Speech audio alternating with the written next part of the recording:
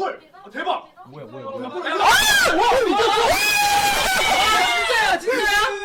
물고기 크기 봐! Hey, what's up? MKBHD here, and welcome to your first look and hands-on of everything Apple just unveiled today at their 2025 September event. This is iPhone 17, 17 Pro, and 17 Air. Definitely get subscribed to be among the first to see the full reviews when they come out. But this is my first impressions, and I actually found it pretty simple to synthesize my thoughts on everything they announced today. Like, there is some good tech, there's some interesting new designs, and some questionable decisions, but the funny thing is, as I go to these events and as I think about all this stuff, what usually happens is I end up typically getting some texts from friends asking what I think of the announcements, and my mental task is to summarize everything I'm thinking about into one or two easily digestible sentences or just words to understand what's new and what happened. I don't want to tell them too much information. And so that's what I'm going to give you about each of the things Apple announced today. I'm going to give you my super compressed version of what I saw. So let's just start with the iPhone 17, right? The base new iPhones. My ultra simple summary for the iPhone 17 would be, hey, it got ProMotion and a better selfie camera, and the rest is mostly the same. So the design is mostly unchanged other than the new colors, same screen sizes, same dimensions, same camera bump, same buttons and camera control, which they barely talked about. But there's a new A19 chip inside, which we expected. That should see some nice performance gains and efficiency bumps, roughly 20% faster CPU, which is nice. And battery life should be a few beats longer. And the display is brighter too, getting up to 3000 nits. But this is the first time we are seeing a Pro-branded feature on a non-Pro iPhone, because every new iPhone across the range now has ProMotion. And it's the same ProMotion too. It's the adaptive 1 to 120 hertz. Doesn't seem to be handicapped at all. It's funny, we always used to have that, regular people don't care about 120 hertz argument, but now here it is on the new base iPhones. So, hey, sounds great to me. This makes the base iPhones much more usable, and so does the new base storage of 256 gigs. So those are welcome upgrades. But the other new thing was the selfie camera.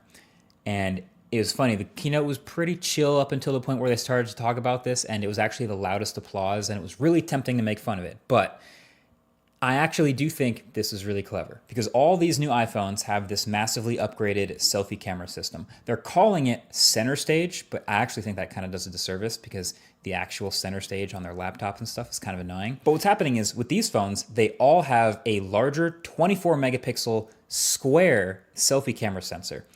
And so then when you go to take a selfie, the phone can take a regular vertical selfie, or can manually or even automatically take a horizontal selfie without you having to rotate the phone. And honestly, this might be genius. Like, the default for most people is obviously to take a vertical selfie now. It just fits on the phone. You're probably viewing it on the phone.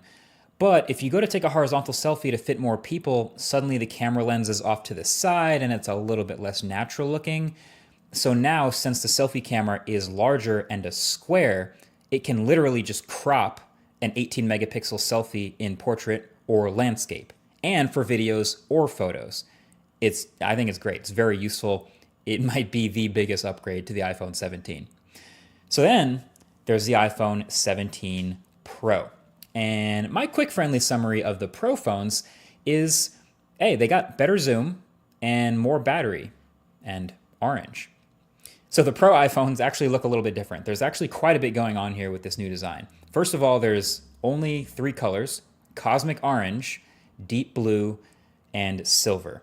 Really bumming me out that there's no black Pro phone. But then I remembered Dbrand exists. Never mind. But then the thing that's going to catch everyone's eye on the back is the camera bar up at the top, which is what Apple keeps calling in their keynote a plateau.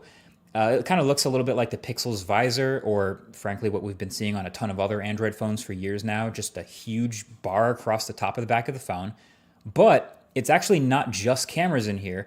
Apple's done some rearranging of the insides of the phone to actually shove more components, like the A19 Pro chip and the logic board and storage up here in that bar, so they could fill out more of the bottom of the phone with more battery.